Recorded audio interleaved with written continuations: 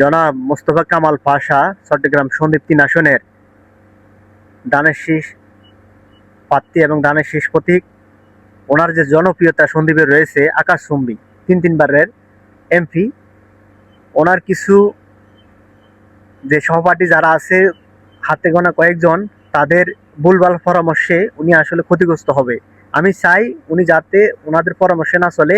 সন্দ্বীপের মানুষ চাই উন্নয়ন। বিগত আওয়ামী লীগ সরকার যেটা করেছে, সন্দ্বীপের মানুষ বর্তমানে জনাব তারেক রহমান যদি বিএনপি যদি ক্ষমতা আসে, আরো ৩ গুণ কিংবা দ্বিগুণ উন্নয়ন হওয়ার সে আশাবাদী সন্দ্বীপের মানুষ সে আশা করে।